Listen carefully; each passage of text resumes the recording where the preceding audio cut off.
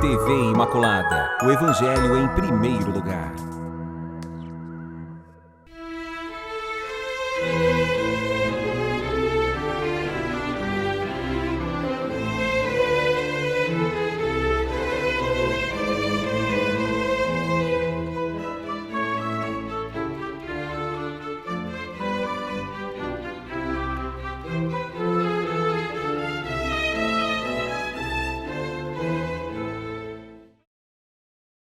Volta, programa Resposta, saudação a todos vocês que nos acompanham pela TV Imaculada, esse canal de evangelização, que tanta boa notícia, que tanta esperança traz para nós. Todo sábado nós temos aqui esse encontro marcado, programa Respostas, e eu cada vez mais encontro pessoas que me saúdam, lembrando que qualquer hora vão mandar uma pergunta, que ficam com medo de mandar pergunta, de passar vergonha, que ninguém passa vergonha, porque a gente valoriza toda pergunta que chega. É igual sala de aula, né? Quando a gente estudava, todo mundo com medo de fazer uma pergunta. Aí tem um coleguinha que fez uma pergunta que aí a gente não queria fazer porque achava que aquela pergunta não era pertinente. No fundo era o que todo mundo queria saber, né?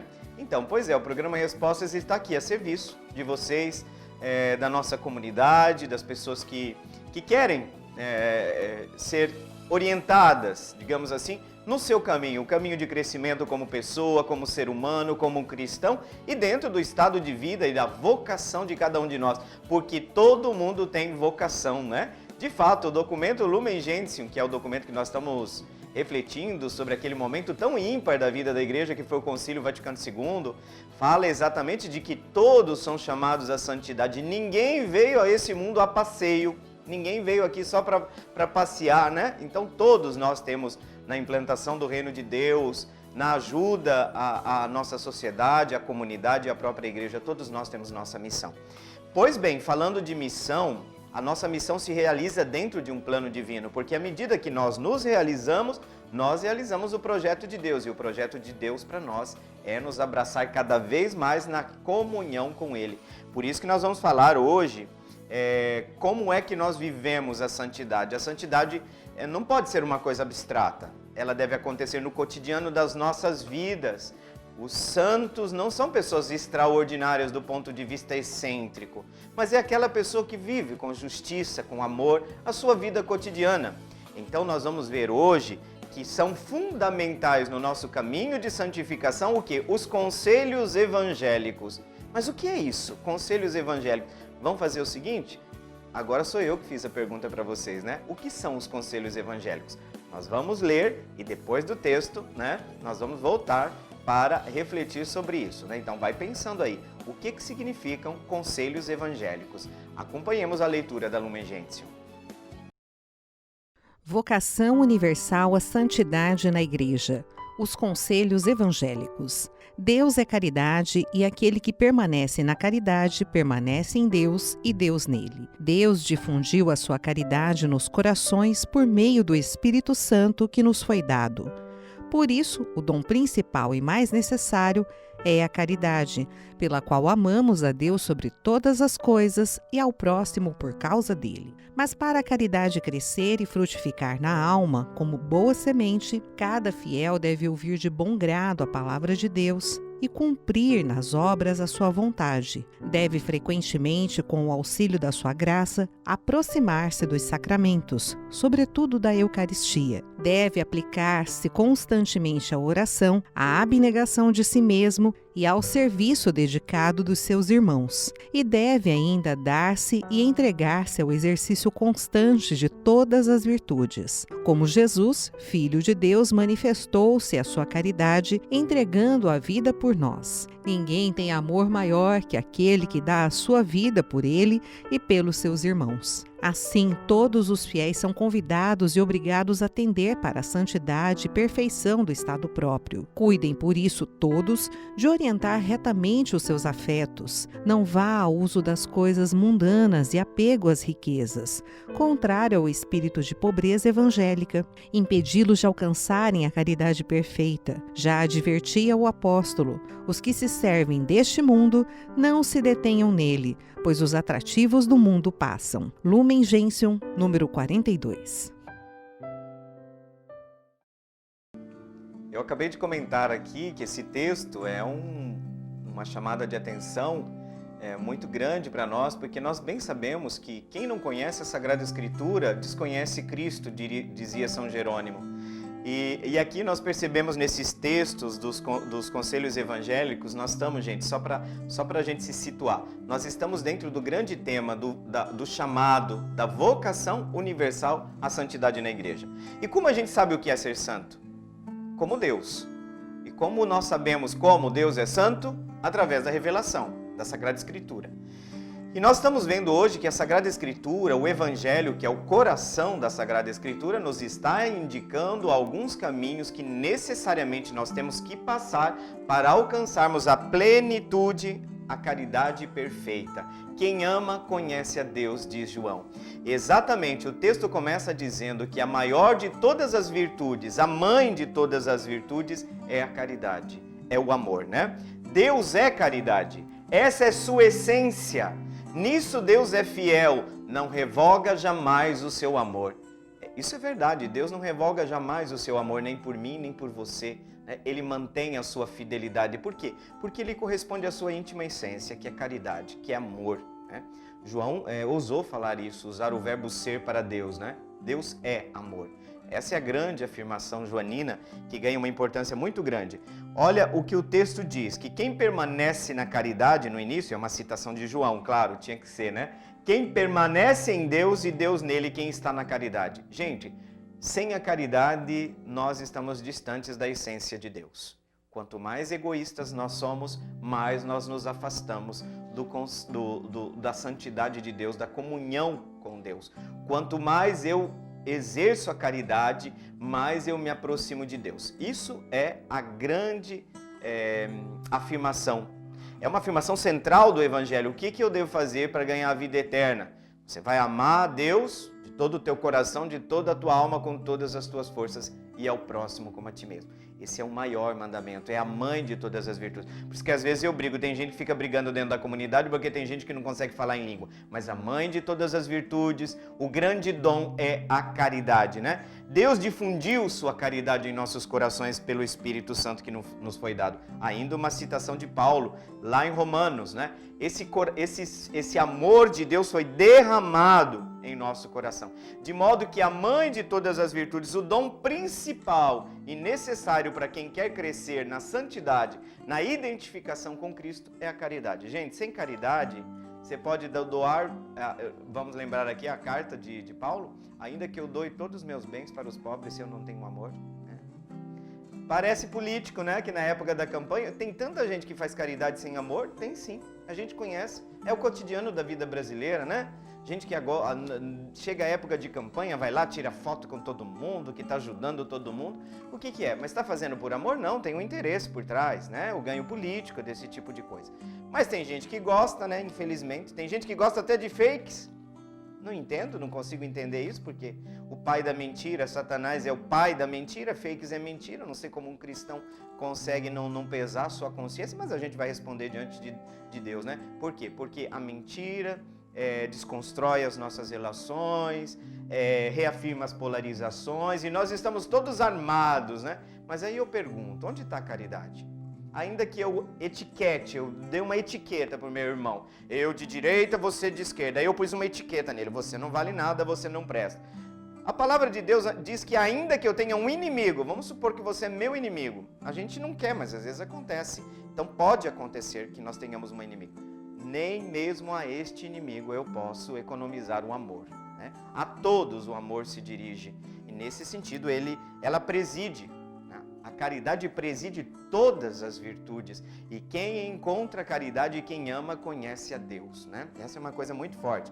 Para a caridade frutificar na alma, crescer, cada fiel deve ouvir a palavra de Deus, cumprir as obras da sua vontade, deve frequentemente, com o auxílio da graça, aproximar-se dos sacramentos, sobretudo da Eucaristia. A vida sacramental deve nos alimentar na fé, deve alimentar, fazer frutificar essa caridade em nós, né, gente? E aí, no nível pessoal, nós precisamos da vida de oração, que é esse contato com Deus, que é a fonte da caridade, né? A oração me coloca em sintonia com a fonte da caridade, que é o próprio Deus, né, gente? Abnegação de si mesmo. Meu Deus, Fábio, o padre acabou de falar um palavrão. Abnegação, renúncia. Não pode se falar hoje em dia. Gente, mas não tem amor sem renúncia, tá? Não tem amor sem renúncia. É óbvio que essa renúncia tem que ser uma renúncia consciente e recíproca. Mas a abnegação de si mesmo, quem não abnega de si mesmo, quem vive colocando sempre seu ego no trono, dificilmente vai conseguir viver a caridade, né? Então veja que existem os exercícios da própria alma, do próprio espírito, para que essa caridade atinja sua plenitude. Eu já falei, a oração, a abnegação, o serviço dedicado aos irmãos. Gente, nós não podemos falar assim, olha, dentro da comunidade tem um grupo que se responsabiliza para ajudar os pobres e eu tiro das minhas costas a responsabilidade. A caridade é uma dimensão da comunidade cristã. O dinheiro que entra de dízimo, uma parte, uma porcentagem, tem que ir para a caridade, porque sem caridade não existe comunidade cristã, ponto. Não vou ficar fazendo nem muito rodeio. Sem caridade pode ser tudo, pode ser uma reunião de pessoas, mas não é comunidade cristã. Sem caridade não forma a comunidade cristã. Então a gente precisa o cuidado aos irmãos, né? Entregar-se ao exercício constante de todas as virtudes. O texto fala, olha quanta coisa bonita tem o texto de hoje, né? Assim, olhando para Cristo, onde se manifestou plenamente a caridade. Por quê? Porque Cristo se entregou por nós, por quê, gente? Por amor, né? Deus não tem um outro interesse em nós que não o nosso amor, a nossa resposta de amor. E o próprio Cristo diz que ninguém tem maior amor do que aquele que dá a sua vida pelos amigos. E aí depois um outro conselho evangélico, né? Que nós vamos tendendo à santidade, à perfeição também do estado próprio que cada um possui. E aí o texto pede que nós orientemos os nossos afetos. A pobreza evangélica, outro palavrão que o padre não pode falar, né? Por que o Papa Francisco convida tanto a comunidade cristã a voltar à simplicidade? Porque essa pandemia, por exemplo, não nos faz refletir que nós estamos criando um mundo de coisas inúteis, que nós não precisamos e que nós estamos acabando com o nosso planeta por causa desta nossa ânsia de possuir as coisas. Quando é que a gente vai parar? Quando é que a gente vai refletir realmente? Será que nenhuma situação dessa como nós estamos vivendo? Então, pobreza evangélica não é pobrismo, né? Mas é exatamente o aspecto, é um conceito evangélico. Bem-aventurados os pobres, num evangelho outro. Bem-aventurados os pobres em espírito, é uma bem-aventurança a pobreza evangélica. Simplicidade. Gente, como nós temos falta de simplicidade hoje em dia, né? Aquela simplicidade que vem do coração, né? Do coração da pessoa simples. Né? A bem-aventurança fala da pobreza evangélica. Esse fato de que ela seja evangélica é porque ela é um conselho evangélico. Todos nós somos convidados a uma certa o quê? A uma certa serenidade de vida, o cristão deve ter uma certa simplicidade, né? Nós não temos que ficar procurando aparecer, né? Então veja o apego demasiado às riquezas, né? E isso é um ponto que de certa forma enfraquece essa pobreza evangélica, né? Hoje, como que vale as pessoas? Vale pelo ter, vale pelo bairro onde ela mora, né? Eu me entristeço tanto, né? Esses tempos eu estava ouvindo alguns cristãos conversando, né? Discriminando as pessoas porque moram em bairros de periferia, né? Eu engoli seco aquilo, né? E a gente fica muito triste, né? Porque cristãos que se sentem elite porque não moram na periferia da cidade. Isso é muito vergonhoso, né? É muito vergonhoso dentro da comunidade. Isso tem, hein? Isso tem. Mas o nosso valor não está no que nós possuímos, né? E a gente precisa ter muito claro isso, tá? É isso, gente. Olha, chegamos já, que pena, chegamos ao final desse primeiro bloco, mas não saia daí. Por quê? Porque nós vamos ter ainda 2 blocos. E as perguntas estão chegando, nós já temos perguntas do programa passado. Se você mandou a sua pergunta e não foi respondida, chegou o dia, chegou a hora. A gente já volta.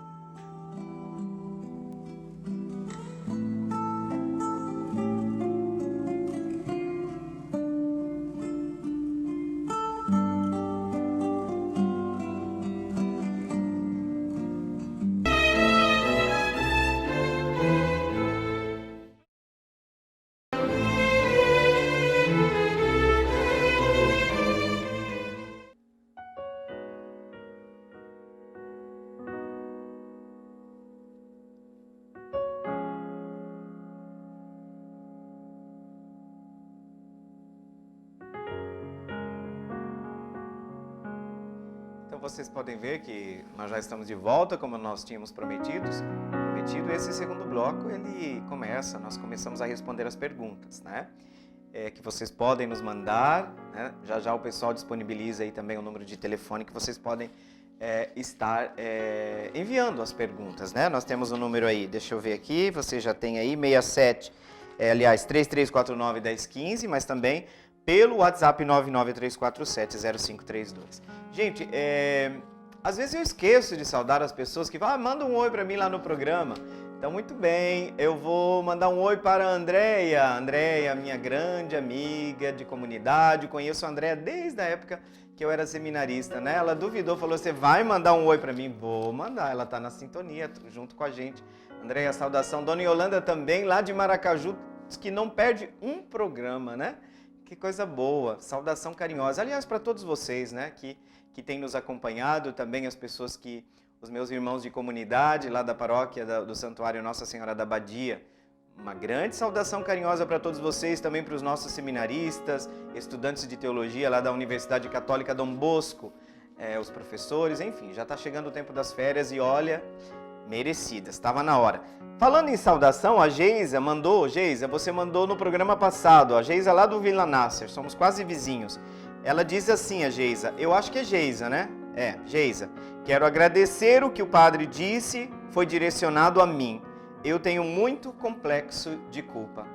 Era realmente uma pergunta sobre, uma pergunta de uma pessoa que, eu vou trazer para vocês a pergunta, ele perguntou o seguinte, eu confesso um pecado várias vezes e eu sinto aquele peso e eu tenho necessidade de confessar de novo, né?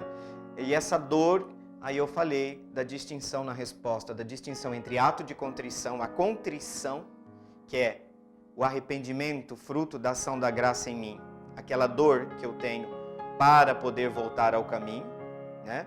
É aquele choque que o meu espírito dá porque eu preciso acordar.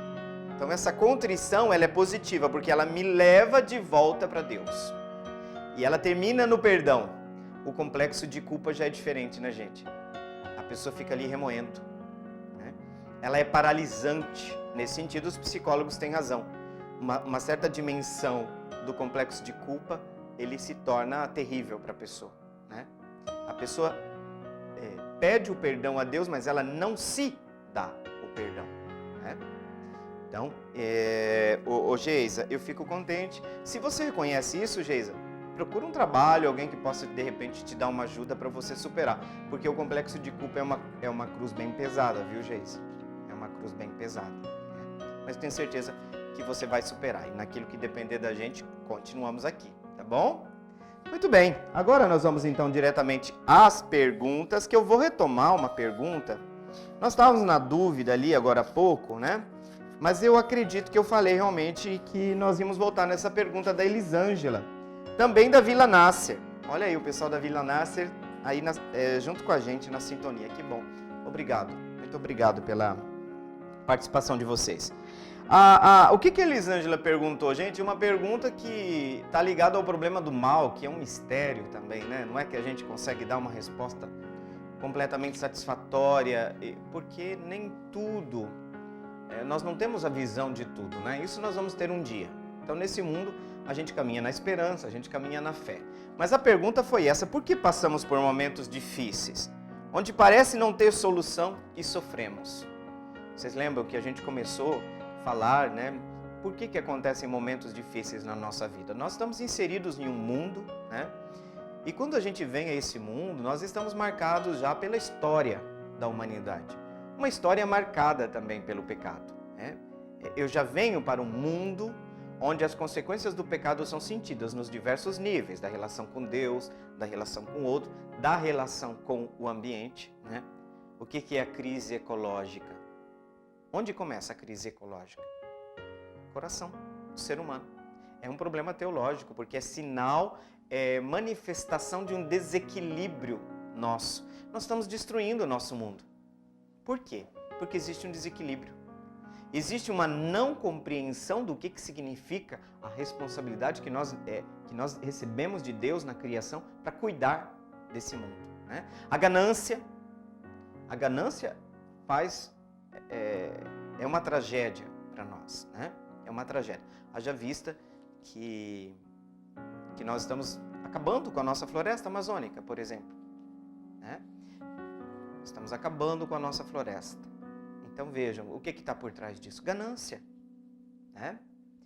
Então nós percebemos esse desequilíbrio, a mentira, a raiva, a violência. Então a gente vem para um mundo que não é um paraíso.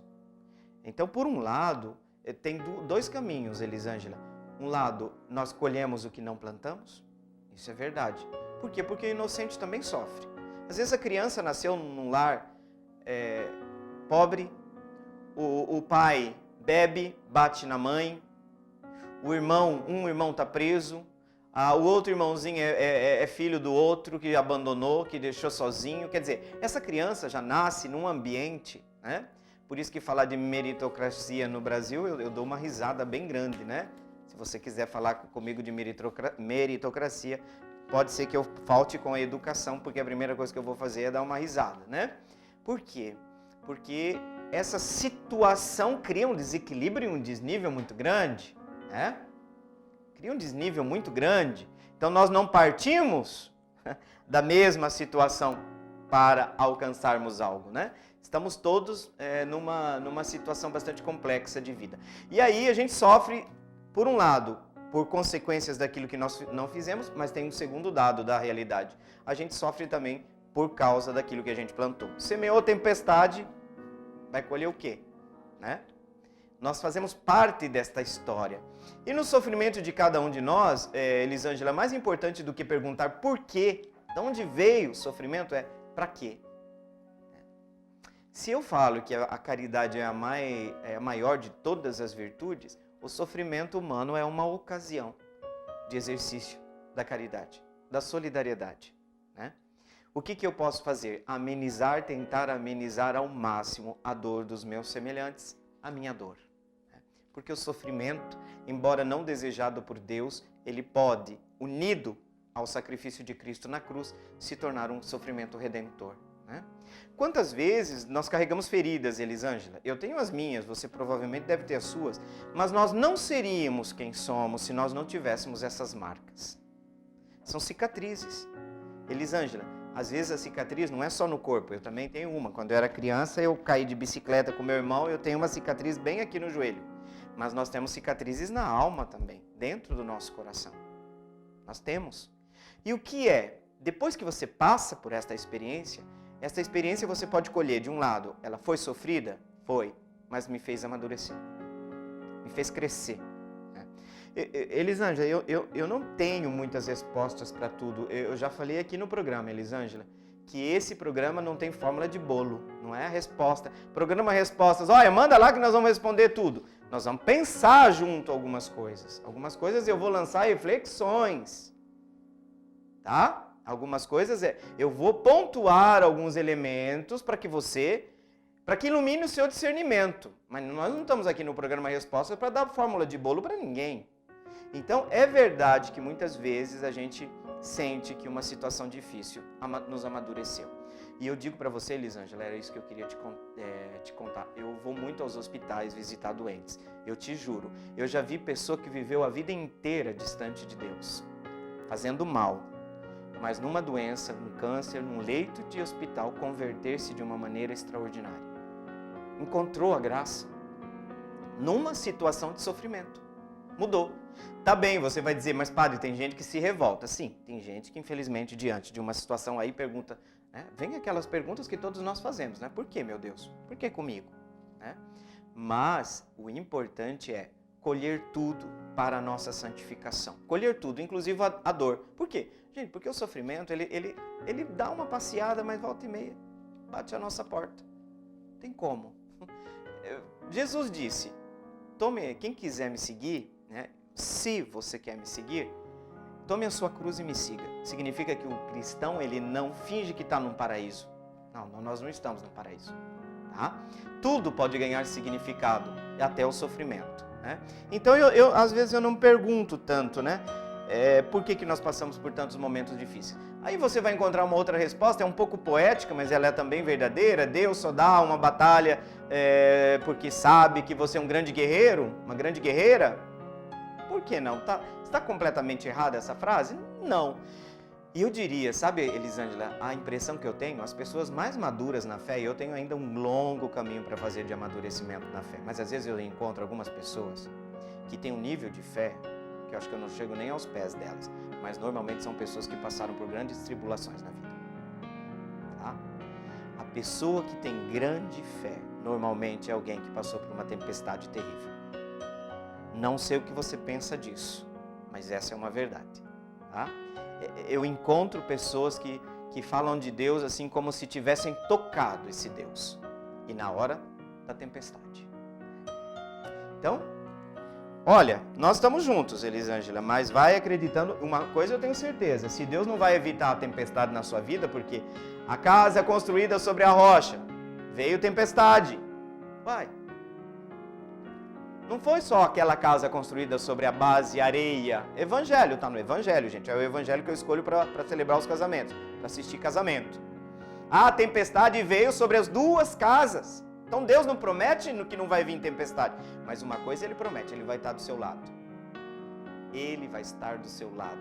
Você nunca está sozinha, Elisângela, no seu sofrimento. Não tem uma lágrima sua que caia sem que Deus saiba, sem que Deus sinta. Tá, Elisângela? Tem uma coisa que eu digo sempre, a gente acostumou a pensar Deus assim, pensar Cristo. Cristo sofreu por mim. Nada de errado, absolutamente. Mas tem uma outra coisa que a gente precisava acrescentar e a gente não leva muito a sério. Cristo sofre em mim, em você. O que vocês interpretam quando Paulo disse assim, completai na vossa carne aquilo que falta à paixão de Cristo? Completar, se você pega esse verbo completar, no sentido de que você está dizendo que faltou algo à paixão de Cristo, não. Não faltou porque Cristo colheu na cruz o sofrimento de toda a humanidade de todos os tempos. O completar é no sentido de que este seu sofrimento, vivido por você, também é assumido por Cristo. E ele pode ser sim, ele pode ter sim também um caráter redentor. Tá? Tem uma carta, eu nunca recordo o acento do latim, Salvifici Doloris, eu acho que o acento é assim, eu não sou muito bom em latim não. João Paulo II que fala sobre o sofrimento, o caráter redentor do sofrimento. Tá? Essa carta de João Paulo II, inclusive tem um estudante de teologia que vai fazer o TCC dele em cima do sofrimento nessa carta apostólica de João Paulo II, que fala sobre o sentido redentor do sofrimento. É muito forte o texto, viu? Elisângela, Deus abençoe você. E você não está sozinha, pode ter certeza disso, tá? A Maria Aparecida, lá de Lajeado, eu não sei se a gente já está indo para o final do programa, então o que a gente vai fazer? A gente vai esperar um pouco, tá? Porque nós vamos para o intervalo. E eu vou deixar então a pergunta da Maria Aparecida, espero que você esteja aí, porque essa pergunta foi enviada no programa passado e a gente não respondeu. Mas gente, não saia daí, porque a gente já está de volta. Eu estou vendo que está chegando mais perguntas aqui, o padre vai ter que correr um pouquinho. Nós já voltamos.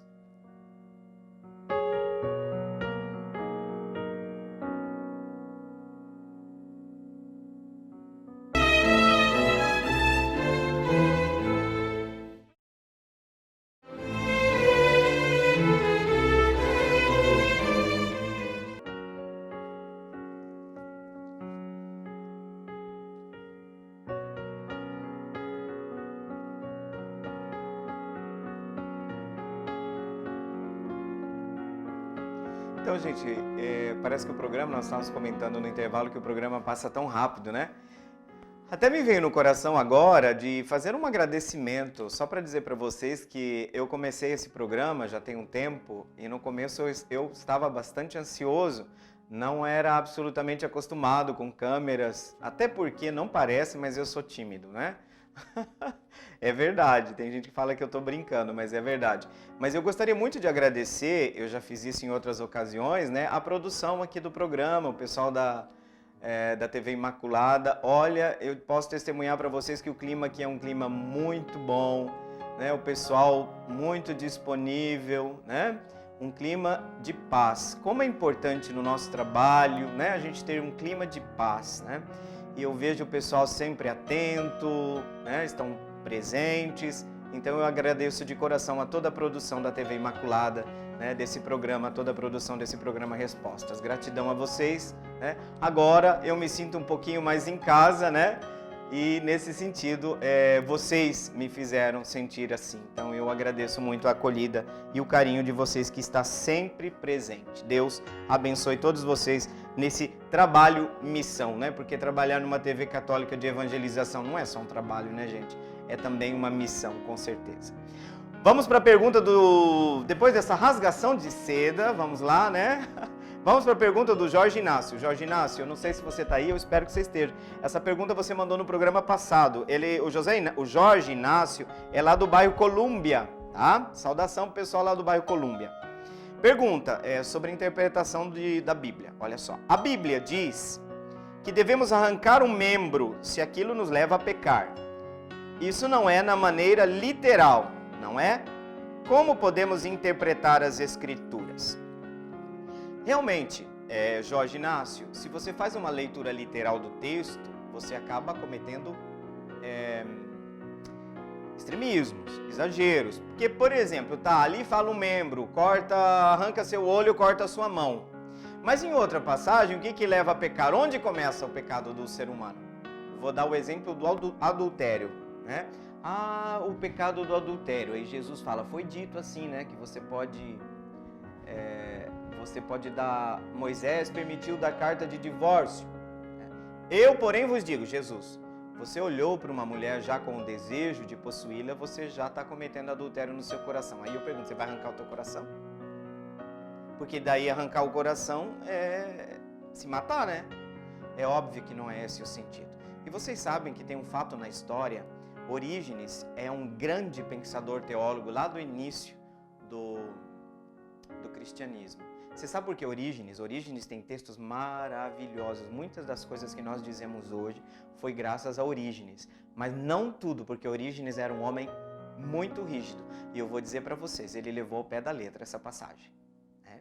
Ele arrancou um membro do seu corpo. Porque ele não foi canonizado? Exatamente por isso. Tá? Para dizer que também por isso. É óbvio que nem tudo que Orígenes disse foi assumido pelo magistério pela fé. Tem coisas que não. Mas, sem dúvida, Orígenes foi um grande pensador cristão do início dos séculos. Mas ele cortou um membro do seu próprio corpo, levando à risca esta interpretação. Então, nós temos que tomar muito cuidado, Jorge Inácio, com a interpretação da Sagrada Escritura, porque o que realmente nos importa ao entrarmos em contato com a Sagrada Escritura é aquela verdade que contém a revelação, eu vou dizer o contrário agora, a revelação que contém uma verdade de fé, que é um Deus se revelando. Essa verdade a gente cava e a gente busca no texto, porque o texto ele tem circunstâncias, ele tem gêneros literários, ele tem, por exemplo, determinado evangelista escreve para determinada comunidade que tem determinadas características, isso influencia no pensamento dele, por exemplo, Mateus faz de tudo no evangelho dele para dizer, gente, ele é o Messias, ele está cumprindo as Escrituras. Por quê? Porque Mateus se dirigia à comunidade de judeus convertidos ao cristianismo. Paulo já tem uma outra preocupação, Paulo se dirige, a maioria das comunidades que Paulo funda, e se dirige aos pagãos. Então vocês percebem, tem um monte de coisas que tem que ser levadas em conta na interpretação do texto bíblico. E para nós católicos, tá? Para nós católicos, a interpretação oficial de um texto é dada ao magistério da igreja. Tá? Então a gente não pode fazer nenhum tipo de interpretação que apresente qualquer contradição com algum princípio bíblico. E você quer, um dos caminhos, Jorge Inácio, de interpretação da Bíblia na igreja é usar a própria palavra de Deus para explicar uma passagem que explica a outra, ajuda-nos a entender. Então, não tem como fazer interpretação bíblica sem fazer comparação, sem fazer estudo de gênero literário. Por exemplo, tem gêneros literários sapienciais, gêneros literários apocalípticos, gêneros literários históricos. Por exemplo, vou dar um exemplo para vocês. Agora nós não vamos entrar no mérito disso, porque até não temos muito tempo. O próprio livro do Gênesis, até o capítulo 11, ele é de um gênero literário. Do capítulo 11 para frente, ele é de outro. Aí entra a história, aí entra o texto sobre os patriarcas. Mas é do capítulo 11 para frente. O gênero anterior não é o gênero histórico. Então todos nós precisamos ter consciência de que não é fácil interpretar a Sagrada Escritura. E eu diria que, nesse sentido, os cristãos protestantes estão experimentando na pele o que significa a interpretação absolutamente livre, nesse sentido, da Sagrada Escritura. Né? Cada dia surge uma nova denominação e, normalmente, o ponto nevrálgico de início de uma nova denominação é uma discordância de interpretação bíblica. Né? Então, se esfacelou, se fragmentou o mundo. Eu chamo o mundo da Terceira Reforma, tá? Porque eu acredito, eu tenho essa tese de que o mundo protestante está indo para a Terceira Reforma. A Terceira Reforma é o neopentecostalismo, né? Por quê? Porque esses neopentecostais estão distantes, inclusive, do protestantismo histórico. Você não vai encontrar um Lutero que falou mal de Nossa Senhora. Você não acha. Tá? Tem um redimensionamento da teologia de Lutero, o cristocentrismo, absolutamente. Mas ninguém vê. O Lutero tem textos belíssimos em relação a Nossa Senhora. Por exemplo, Lutero acreditava na virgindade perpétua de Maria. Tá? Então é assim, são nossos irmãos, pelo amor de Deus, não é isso, mas nós temos uma visão bastante distinta. A interpretação católica da Sagrada Escritura, ela tem outras dinâmicas. Respeitamos quem pensa diferente, pelo amor do Cristo, mas nós temos dinâmicas próprias na interpretação. Jorge Inácio, é por aí, tá? Mas não podemos deixar de ter contato com a Sagrada Escritura. A Sagrada Escritura é muito importante para o cristão, né? É luz, né? É luz no nosso caminho, né? Muito bem, a Lourdes Maria, do Jardim das Meninas. Conhece, Fábio? Você já viu falar? Jardim das Meninas, olha aí. Por isso que eu falo, a gente não conhece nem a própria cidade onde mora, né? Eu vou atrás, Lourdes Maria, do seu bairro, tá? Vou procurar no mapa, tá? Você sabe mais ou menos para que lado que fica? Não. Olha, vamos procurar no mapa, tá bom, Lourdes Maria? Saudação para todo o pessoal do Jardim das Meninas. Será que tem Jardim dos Meninos também? Brincadeira. Tá dizendo, quem está dizendo? O Júnior? O Júnior está dizendo que é perto da região sul. Canguru? Jardim Canguru. Gente, mas se eu falar para vocês que eu também não sei o que é o Jardim Canguru, não me ajudou muito. Mas para vocês sim, é Jardim Canguru, região sul da cidade. Maravilha, viu, Lourdes? Que bom. Que bom. Bom também pela sua pergunta. Sabe que eu já encontrei duas pessoas que têm essa dúvida da Lourdes Maria? Olha que interessante a pergunta dela. Quando recebo a comunhão, eu devo confessar com Deus? Essa pergunta, não é ainda aquela que normalmente eu escuto. Aí a segunda pergunta, eu posso mastigar a hóstia ou é errado? Eu posso mastigar a hóstia ou é errado? Como proceder nessas situações? Lourdes Maria, essa pergunta, quando eu recebo a comunhão, eu devo conversar com Deus? Sim, normalmente porque você acabou de receber Cristo no mais íntimo do seu ser. É um alimento que dá vida, você está exprimindo a comunhão. E a melhor forma de comunhão é a oração. A oração, né? Cristo está dentro de você. Tanto que quando você recebe a comunhão, a gente sabe que muitos de vocês têm aqueles gestos das devoções pessoais. Pelo amor de Deus, cada um tenha, mas o maior gesto nessa hora é de dedicação a Jesus que está ali dentro de você. Por isso que vocês sabem que eu sofro muito. Eu bato nessa tecla que as nossas comunidades inventaram agora um canto de ação de graças que parece que é uma obrigação. Que não pode ficar em silêncio, porque o silêncio parece que é um ruído.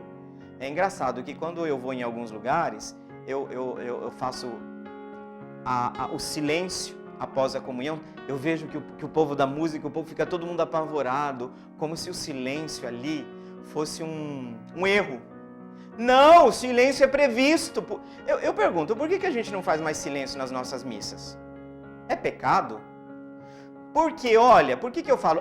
Padre, mas de vez em quando não pode ter um canto de ação de graça? Pelo amor de Deus! Claro, ninguém está falando isso.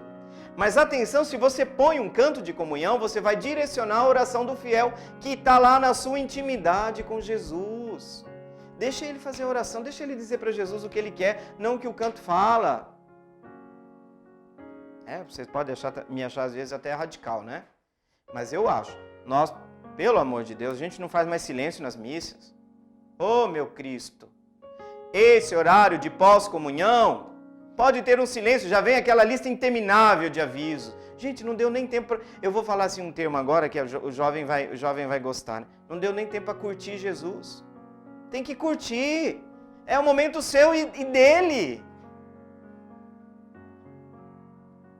Olha, eu tenho certas coisas que eu não entendo. Mas eu sei que vocês também têm muitas coisas que não entendem. Mas a gente precisava pensar mais um pouco nesse silêncio. Lourdes Maria, conversa com ele, abraça ele com seu coração. Fala, eu te amo. Porque cada Eucaristia Jesus está dizendo, isto é meu corpo, isto é meu sangue, tomai e comei. Eu continuo me sacrificando e me entregando por você. Então, a hora que você recebe Jesus, eu te amo. Às vezes a oração você está angustiada, oferece sua angústia. Você está feliz? Oferece sua felicidade. Eu não sei nem muito o que dizer ao Senhor. Fica falando, eu te amo, eu te amo, eu te amo, eu te amo. E também, Padre, eu posso ficar em silêncio total? Maravilha! Por quê? Porque oração não é monólogo. Tem duas pessoas que tem que falar, não é só você não, belezinha. Como é? Você fala o tempo todo, como que Deus vai falar no seu coração? Pode sim, tem gente que volta para o seu banco, se ajoelha e fica em silêncio. Maravilha! Fica em silêncio. Deixa ele falar. Deixa ele falar. Sabe uma coisa maravilhosa que acontece na comunhão? O pessoal fala isso, né? Normalmente o alimento, o que acontece com o alimento? O alimento a gente come, ele no fundo, no processo de absorção do organismo, ele se torna o que nós somos. Com a Eucaristia é o contrário. Nós nos tornamos esse alimento que recebemos. Nós nos tornamos Cristo. Nós nos cristificamos. Me arrepio de falar isso, mas infelizmente o pós-comunhão virou canto de ação de graças, virou quando está todo mundo naquele desespero para terminar a missa, né? Mas às vezes, porque o desespero que o padre falou demais, porque a missa ficou cansativa, né? Às vezes até eu falo demais às vezes, viu gente? Às vezes eu me penitencio também por isso. Mas a gente tem que tomar cuidado. Esse é o tempo de Jesus, do encontro com a pessoa. Sobre mastigar a hóstia, Lourdes Maria. Olha, a princípio, a hóstia sendo já pequena, isso é um conselho. Já sendo pequena, à medida do possível, você tem que tentar de engolir, né, a hóstia. À medida do possível, mais você tem que, com a saliva, você vai amolecer esta hóstia. Isso não vai demorar muito porque ela é pequena, ela é partícula. O nome já diz, ela é pequena. Para facilitar o quê? A deglutição. Então, normalmente, não seria bom mastigar, por uma questão óbvia. A hóstia já é pequena. Nós vamos mastigar ainda? Qual que é a probabilidade de você mastigar? Mas aqui é uma questão prática, tá? Não estou falando questão, nem cheguei no ponto teológico. Você provavelmente, alguns pedaços da Santa Hóstia vão ficar entre seus dentes. Ela já é pequena. Então, não tem necessidade de mastigar. Não tem necessidade de mastigar. Até para a pessoa que está doente no hospital, às vezes, é claro, a gente precisa de autorização. Às vezes o viático, que é a Eucaristia para os moribundos, para aquelas pessoas que querem comungar o Senhor porque já querem fazer a viagem, querem ir embora, né? Já estão prontos para ir embora. Às vezes a gente corta, ainda em pedaços menores, e põe numa colher com água. Né? Já fiz isso. Uma colher com água e para ajudar o enfermo a deglutir. Né? Então, eu não vejo necessidade de mastigar a hóstia. Mas é o fim do mundo, é um pecado mortal? Não. Mas eu repito, né? Eu quero ser repetitivo aqui, mas para dizer. Para mim, o ponto central, você pode achar outros motivos também. Nem sempre eu falo tudo que... A resposta não abarca tudo, mas eu digo isso. A hóstia já é pequena, você vai mastigar ainda? Não, engole. Engole. É a ideia de intimidade, é a ideia de dentro de mim, eu em você, você em mim. Lembra daquela frase? Eu e o Pai somos um, eu nele, eu e ele em mim? É essa comunhão, não por acaso, que se chama sacramento da comunhão. Né? Porque eu me aproximo de Jesus e ele entra na minha vida, tá? Então, por favor, evite mastigar, tá? Procede assim, à medida do possível, tentando engolir a Santa Hóstia, tá? E outra coisa, gente, eu vou aproveitar isso. Ai, que bom que a Lourdes Maria mandou essa resposta. Até já tem uns 3 programas que eu queria falar isso. Gente, o amém, a hora que o sacerdote, o diácono ou o ministro extraordinário da Eucaristia, ou o bispo diz... O corpo de Cristo, esse amém significa eu acredito, é uma profissão de fé na presença real, não é símbolo. Para nós católicos, Jesus está ali, ele disse, isto é meu corpo. Isto é meu sangue. Ali a gente não faz rodeios interpretativos no sentido de simbolismo. Não é simbólico para nós. Pelo amor de Deus. O seu amém é: eu acredito, Jesus está aqui. Sabia? O seu amém significa: Jesus está aqui, eu acredito. Gente, isso não é uma bolacha, não. Por isso que tem que estar preparado, por isso que tem que envolver toda a minha vida de fé. Eu acho lindo o amém na hora que o sacerdote, a gente despreza isso, mas o amém significa: ele está aqui. Ele está aqui, eu acredito. É ele, eu vou receber ele, é o corpo dele, tá? Não esqueçam do amém. Olha, tem um mundo de fiéis que vem, a gente diz, o corpo de Cristo, a igreja diz, né? O corpo de Cristo. Nada, fala nada. É a sua assinatura, é o seu eu acredito, Jesus está aqui. Jesus está aqui, eu creio, tá? Não esquece então, Lourdes Maria, nessa hora de dizer o seu amém com convicção. Não precisa gritar, pelo amor de Deus, sem histeria, né? Mas amém, convicto, eu sei, Jesus está aqui. Né? Tem até aquela música, Jesus está aqui, Ele está aqui. Tudo isso está condensado numa palavrinha, amém. Ele está aqui. Né? Quando o padre fala, o Senhor esteja convosco, o que vocês dizem? Ele está no meio de nós. Gente, isso é a grande verdade. Nós não estamos reunidos porque nós somos do mesmo partido, ou torcemos para o mesmo time de futebol, ou pensamos igual. Não, nós estamos reunidos em nome do Senhor, né? Em nome do Senhor. Então, por favor, tá? É um momento de comunhão com o Senhor. Eu espero que tenha ajudado, né? Nós já estamos indo quase para o final desse último bloco. A Deoli, deve ser Deoli, né? Não tem o acento, mas deve ser Deoli. Deoli, isso. Deoli lá do Jardim Itália. Jardim Itália aí a gente já sabe onde está, né? Já lembrei agora do Jardim Itália. Como buscar a santidade? Obrigado, Deoli, pela sua participação. Volta sempre, viu? Como buscar a santidade neste mundo tão materialista? Deoli do céu. Deoli do céu. Difícil. Concordo com você. Buscar a santidade no mundo em que você vale pelo lugar onde você mora, pela roupa que você usa, pelo carro que você tem, pela casa que você tem. Olha, esse é o espírito do mundo. Esse é o espírito do mundo. Que impregnou muitos cristãos, hein? Porque, vamos dizer a verdade, o cristianismo, a brasileira, não venceu o classismo entre nós. Vocês me perdoem. O cristianismo não evangeliza, nós não conseguimos ainda no Brasil. A gente fala, nossa, o maior país católico, que vai ser o maior país evangélico. Mas eu pergunto, vai ser cristão? Porque me parece que racismo, classismo é algo que está tão entranhado na nossa sociedade que eu acho que o evangelho não conseguiu entrar na nossa cultura ainda. Nós temos muito uma cultura de fachada, né? Um cristianismo de fachada. Eu tenho essas minhas teses, posso parecer muito pessimista, mas eu diria para vocês que o que vence hoje, o que tem de espírito materialista dentro das nossas próprias comunidades. Então o espírito do mundo, minha santa, tem muita gente querendo dar a Deus o que dar a César o que é de Deus. Então a gente tem que tomar muito cuidado que como viver a santidade.